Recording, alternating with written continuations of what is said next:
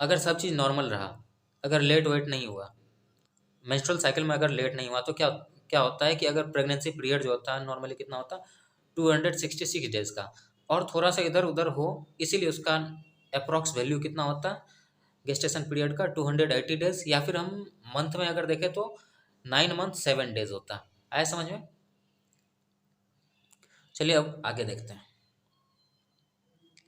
अब डेवलपमेंट देखिए कि फर्स्ट मंथ में क्या क्या डेवलपमेंट होता है, मंथ वाइज हम लोग डेवलपमेंट देख लेते हैं। तो फर्स्ट मंथ में हम लोग क्या देखते हैं, फर्स्ट मंथ ऑफ प्रेगनेंसी में हम लोग को क्या दिखता है कि बेबी का जो होता है हार्ट डेवलप्ड हो जाता है, फॉर्म्ड हो जाता है, फिर वो बीट करना भी शुरू कर देता है। तो इसको हम लोग ऑब्जर्व कर सकते हैं बाहर से स्टेथोस्कोप के द्वारा, ठीक, सुन सकते हैं 1 महीने के बाद इस हार्ट बीट को, ठीक। सेकेंड मंथ ऑफ प्रेगनेंसी में हम लोग क्या ऑब्जर्व कर सकते हैं कि बेबी का लिम्स बन चुका है और उसका डिजिट भी फॉर्म हो चुका है। तो लिम्स हुआ, अपर लिम्स मतलब हाथ हुआ, और लोअर लिम्स मतलब पैर हुआ, तो डिजिट्स मतलब उंगली सब, ठीक, फिंगर सब बन चुका, ठीक। अब देखिए 12 वीक्स या फिर थर्ड मंथ ऑफ प्रेगनेंसी में क्या होता है, क्या क्या चेंजेस देखने को मिलता है। Most of the organ most of the organ systems are formed, like external genitals, limbs are well developed. यानी कि अगर हम देखें 3 महीने के अंदर तो इस बेबी में क्या क्या चेंजेस आ जाते हैं, तो ऑर्गन जो होता पूरा पूरी डेवलप्ड हो जाता बॉडी के, ठीक। फिर एक्सटर्नल जिनाइटल्स भी बहुत बढ़िया से बन जाता, फिर लिम्स भी बहुत बढ़िया से डेवलप्ड हो जाता है। आया समझ में? अब फिफ्थ मंथ ऑफ प्रेगनेंसी में क्या होता है, बच्चे के माथा पे क्या होता है कि हेयर आ जाता है, यानी कि हेड में पूरा हेयर्स आ जाता है, ठीक। And first movement of foetus observe. तो जैसे ही क्या होता है कि 5 महीना होता है, फिफ्थ मंथ होता है प्रेगनेंसी का, तो इसमें क्या होता है कि बच्चे टर्न लेते हैं, मतलब करवट चेंज करते हैं, ठीक। By the end of the 6 month of the pregnancy, यानी 6 मंथ या फिर 24 वीक ऑफ प्रेगनेंसी, इसमें क्या होता है, body get covered with fine hair. तो इसमें क्या होता है कि बेबी के पूरे बॉडीज पे हेयर्स आ जाते हैं, पूरे फाइन हेयर आ जाते हैं। फिर आईलिड सेपरेट हो जाते हैं, आईलैशेस क्या होते हैं, फॉर्म हो जाते हैं, ठीक। अब at the end of 9 month तो fetus is fully developed and ready for delivered. आया समझ में? लास्ट में देखिए क्या है, चलिए। So hello guys, welcome back to Sanjeet biological world once again. तो चलिए आज का जो टॉपिक है हम लोग का क्या है, प्रेगनेंसी एंड एम्ब्रायोनिक डेवलपमेंट, ठीक। तो इसके बारे में हम लोग थोड़ा सा ओवरव्यू ले लेते हैं, फिर हम लोग आगे बढ़ेंगे, ठीक। तो चलिए देखते हैं। हाँ, हम लोग प्रीवियस क्लास में क्या पढ़े थे, प्रीवियस क्लास में पढ़े थे कि जैसे आज क्या हुआ, फर्टिलाइजेशन हुआ, मान लेते हैं ये डे 1 है, फर्टिलाइजेशन हुआ,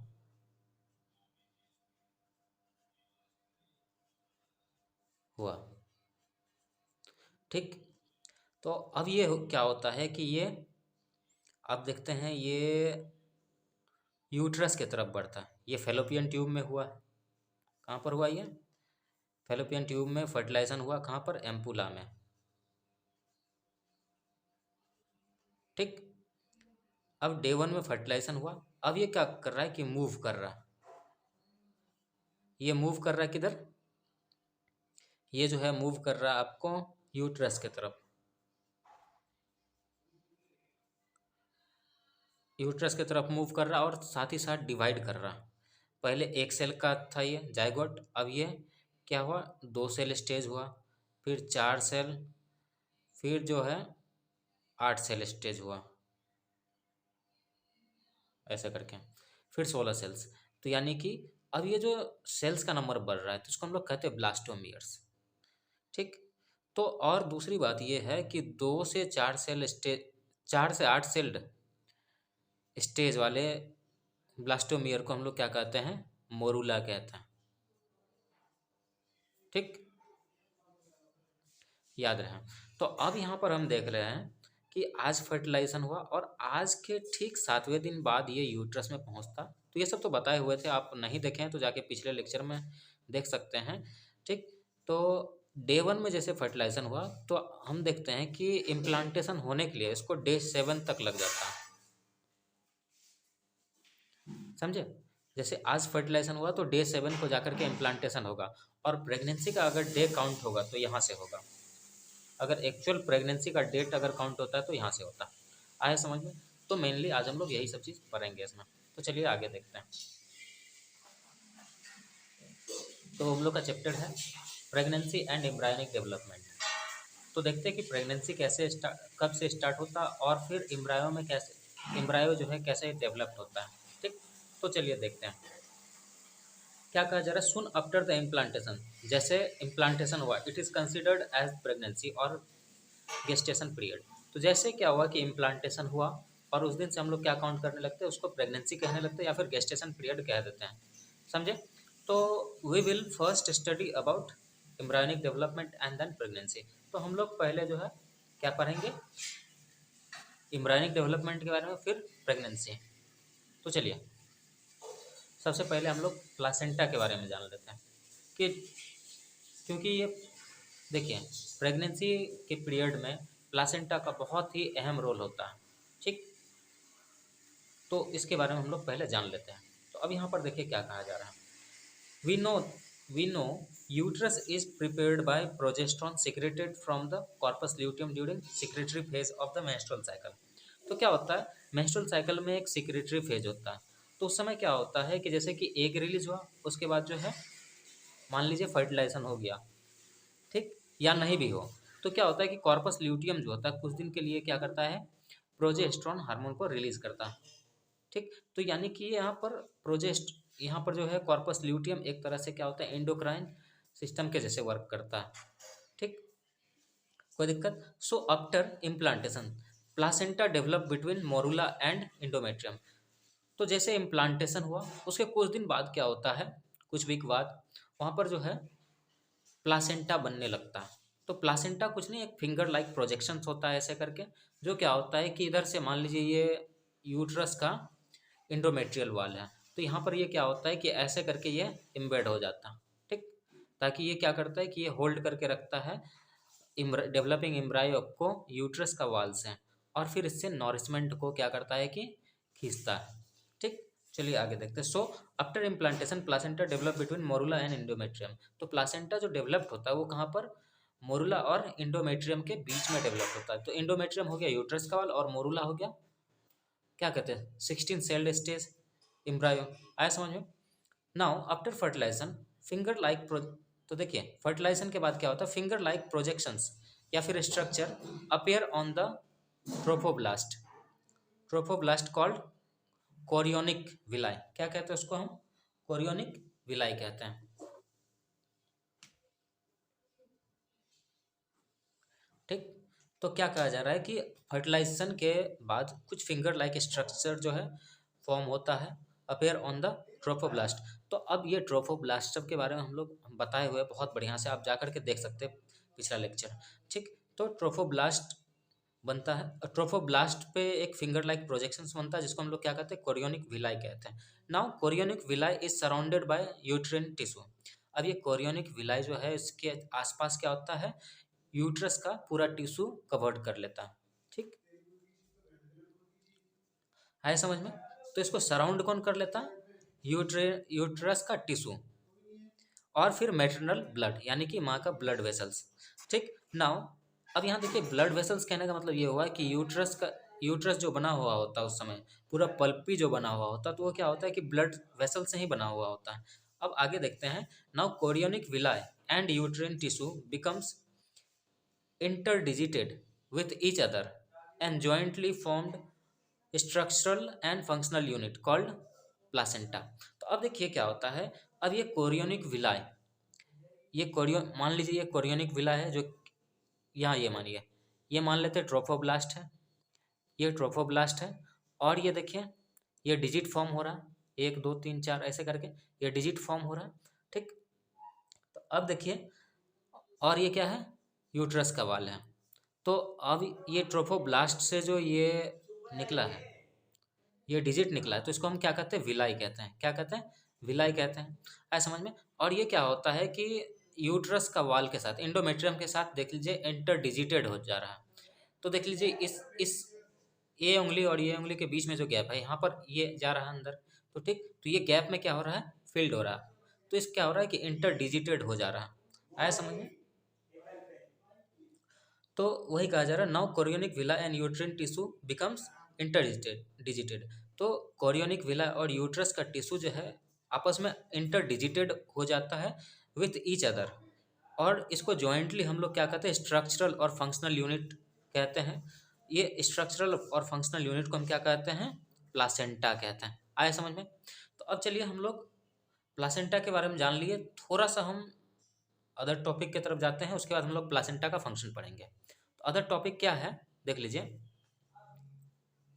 कि क्या कहा जा रहा है, आफ्टर इम्प्लांटेशन इवेंट। तो यानी इम्प्लांटेशन हुआ, उसके बाद क्या क्या इवेंट होता है। तो endometrial wall increases in thickness due to progesterone secretions. अब इस समय देखिए, जैसे कि इम्प्लांट हुआ, तो इस समय जो यूट्रस का वाल होता है यानी इंडोमेट्रियम होता है, वो और थिक हो जाता है, क्योंकि यहाँ पर कंटिन्यूसली जो है प्रोजेस्टेरोन सिक्रिट हो रहा होता है। At this stage endometrial stromal cells are called decidual cells. तो यहाँ पर इंडोमेट्रियल का जो स्ट्रोमा सेल्स होता है, इसको हम लोग क्या कहते हैं, डेसिडुअल सेल कहते हैं। और जिस पॉइंट पे इम्प्लांट हुआ होता है एम्ब्रायो, उसको हम लोग क्या कहते हैं, डेसिडुआ कहते हैं। क्या कहते हैं, डेसिडुआ। अब देखिए क्या कहा जा रहा है, trophoblastic cells of the morula develops into code.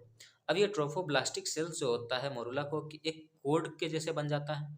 ठीक, कोड का मतलब हुआ एक वायर जैसे। आया समझ में? Into which blood capillaries are formed, जिसमें क्या होता है कि ब्लड कैपिलरीज सब बन जाता है। आया समझ में? तो चलिए आगे देखते हैं।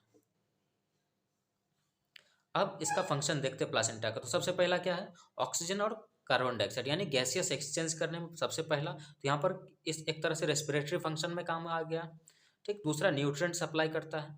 ठीक, तीसरा क्या कर रहा है, रिमूवल ऑफ एक्सक्रीटरी वेस्ट, यानी कि ये एक्सक्रीटरी सिस्टम का भी वर्क कर दिया। अब connected to embryo through umbilical cord. अब ये क्या करता है कि ये एम्ब्रायो से कनेक्ट होता है, क्या चीज़ के जरिए, अम्बिलिकल कोड के जरिए।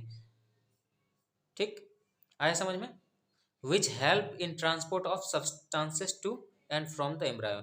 जो क्या करता है, क्या चीज़ में मदद करता है, सब्सटेंस को एम्ब्रायो में ट्रांसफर करता है, फिर एम्ब्रायो से इधर लाता है वापस मैटरनल ब्लड में। आया समझ में? तो चलिए हम लोग आगे बढ़ते हैं। देखिए अब क्या कहा जा रहा है, अब placenta it act as endocrine system. अब देखिए एक तरह से एंडोक्राइन के जैसे वर्क, एंडोक्राइन टिश्यू के जैसे वर्क करता है। कैसे? क्योंकि ये हार्मोन रिलीज करता है। कौन कौन से हार्मोन रिलीज कर रहा है, human chorionic gonadotropin, human chorionic gonadotropin जिसको हम एचसीजी कहते हैं, फिर एस्ट्रोजन, फिर progesterone, human chorionic somato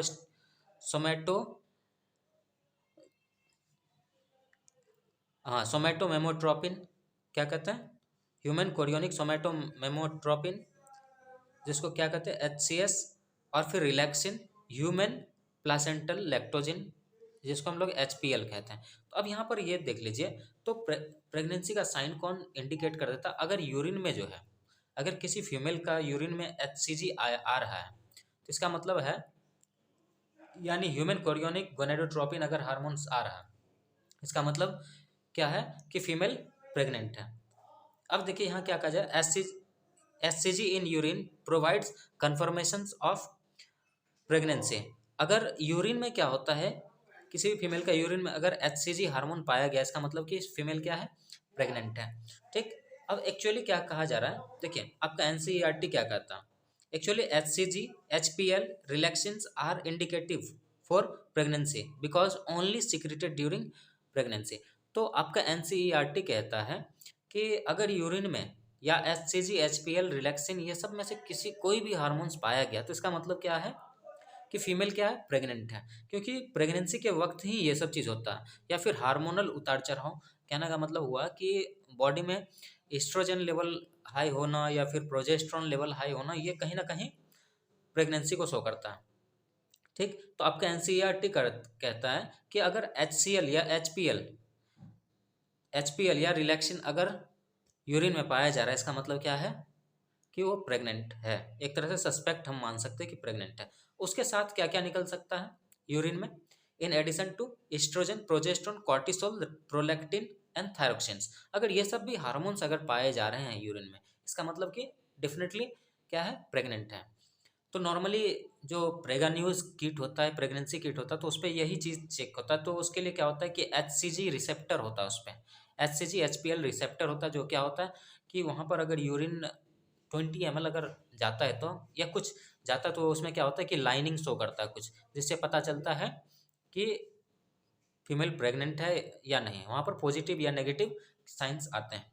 science positive या नेगेटिव नहीं आते, अगर लाइन बन गया तो, अगर डबल लाइन बना तो क्या होता है, प्रेग्नेंट होता है। ठीक, अगर कुछ नहीं आया, ब्लैंक है, तो मतलब नेगेटिव। अब चलिए आगे क्या कहा जा रहा है, चेंजेस इन प्रेग्नेंट वुमेन। अब क्या होता है कि प्रेग्नेंट वुमेन या मेटरनल में क्या चेंजेस होते हैं प्रेगनेंसी के टाइम? मेटाबॉलिक चेंजेस होते हैं, फिर फिजियोलॉजिकल चेंजेस होते हैं, स्ट्रक्चरल चेंजेस होते हैं, फिर बॉडी वेट इंक्रीज होता है। तो अब देखिए मेटाबॉलिक चेंजेस क्या क्या होते हैं, यानी बेसल मेटाबॉलिक रेट इंक्रीज हो जाएगा। ठीक, और फिर क्या होगा, प्रोटीन मेटाबॉलिज्म इंक्रीज हो जाएगा, कार्बोहाइड्रेट्स मेटाबॉलिज्म इंक्रीज हो जाएगा, water and minerals metabolism increase हो जाएगा, लिपिड मेटाबॉलिज्म इंक्रीज हो जाएगा। ठीक, अब स्ट्रक्चरल चेंजेस क्या होता है, seen in ovary, uterus, vagina, cervix and oviduct and mammary gland. ये सभी चीज में आपको चेंजेस दिखेंगे। ठीक, आया समझ में? और नेक्स्ट क्या कहा जा रहा है, इंक्रीज इन बॉडी वेट। तो बॉडी वेट देखेंगे कि ये किसी भी प्रेग्नेंट फीमेल का जो बॉडी वेट होता है 20 to 30 kg एक्स्ट्रा हो जाता है। ठीक, इंक्रीज बाय 20 to 30 kg। समझ में आया? तो इसका कारण क्या है कि बॉडी में फिर फ्लूइड सब है, एमनियोटिक फ्लूइड्स होते हैं, फिर कॉरियोनिक फ्लूइड्स होते हैं। ठीक, तो ये ढेर सारा चीज़ होता है। फिर बेबी का वेट होता है, जिसके वजह से क्या होता है कि बॉडी का वेट बढ़ता ही है। आया समझ में? अब फिजियोलॉजिकल चेंजेस क्या होते हैं? अब देखिए, ब्लड वॉल्यूम इंक्रीज हो जाएगा, कार्डियोवास्कुलर सिस्टम में क्या क्या चीज़ होगा, बीपी इंक्रीज होएगा होएगा और cardiac output, normally cardiac output कितना होता है, 5 to 5.5 लीटर पर मिनट होता है, तो इससे बढ़ जाएगा। ठीक, फिर नर्वस सिस्टम में क्या क्या चेंजेस होते हैं, वो अब प्रेग्नेंट फीमेल जो होता है बहुत जल्दी एक्साइटेड भी हो जाती है और बहुत जल्दी डिप्रेस्ड भी हो जाती है। इसीलिए उसको क्या किया जाता है कि डिप्रेशन से बाहर रखा जाता है, मतलब कोई भी चीज़ का तनाव नहीं दिया जाता उसके ऊपर, या फिर उसको कोई भी चीज़ सोचने के लिए नहीं कहा जाता है। समझे?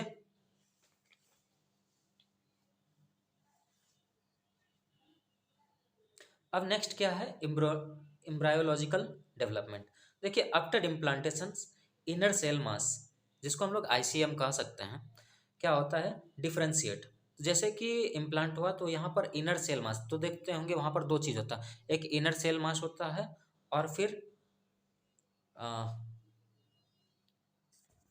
तो क्या होता है कि इनर सेल मास होता है और एक ट्रोफोब्लास्ट होता है। तो ट्रोफोब्लास्ट तो क्या होता है कि यूट्रस का वाल से कनेक्ट हो जाता है, और इनर सेल मास क्या होता है, डिफ्रेंशिएट होकर के 3 लेयर बनाता है। क्या, आउटर लेयर को हम लोग कहते हैं एक्टोडर्म, फिर इनर लेयर को हम लोग कहते हैं एंडोडर्म, और सबसे बीच वाला जो लेयर होता है जो बाद में आता है, पहले ये दोनों लेयर बनते हैं, फिर बाद में आपको मेजोडर्म बनते हैं। इस ठीक, मेजोडर्मल लेयर बनते हैं, और फिर बाद में इसी तीनों लेयर से हम लोग का पूरा बॉडी का हर एक ऑर्गन्स बन जाता है। आया समझ में? ठीक, तो चलिए हम लोग आगे देखते हैं।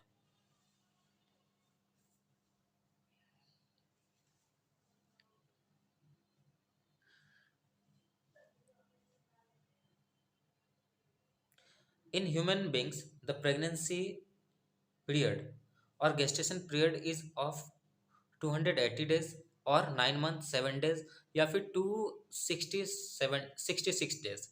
अब यहाँ पर क्या होता है कि देखिए, नॉर्मली अगर सब चीज़ रहा तो क्या होता है कि अगर सब चीज़ नॉर्मल रहा, अगर लेट वेट नहीं हुआ, मेंस्ट्रुअल साइकिल में अगर लेट नहीं हुआ, तो क्या क्या होता है कि अगर प्रेगनेंसी पीरियड जो होता है नॉर्मली कितना होता है, 266 डेज का, और थोड़ा सा इधर उधर हो, इसीलिए उसका अप्रॉक्स वैल्यू कितना होता है गेस्टेशन पीरियड का, 280 डेज, या फिर हम मंथ में अगर देखें तो 9 months 7 days होता है। आया समझ में? चलिए अब आगे देखते हैं।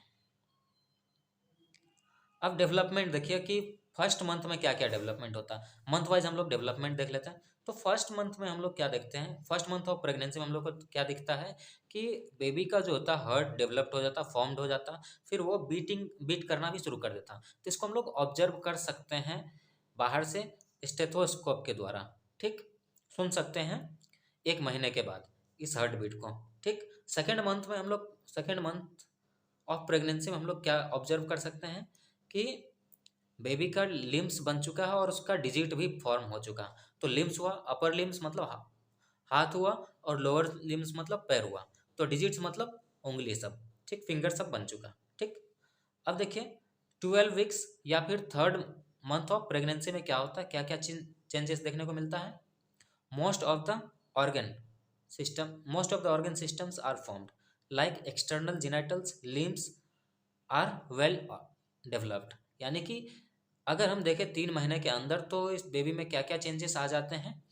तो ऑर्गन जो होता पूरा पूरी डेवलप्ड हो जाता बॉडी के, ठीक। फिर एक्सटर्नल जिनाइटल्स भी बहुत बढ़िया से बन जाता, फिर लिम्स भी बहुत बढ़िया से डेवलप्ड हो जाता।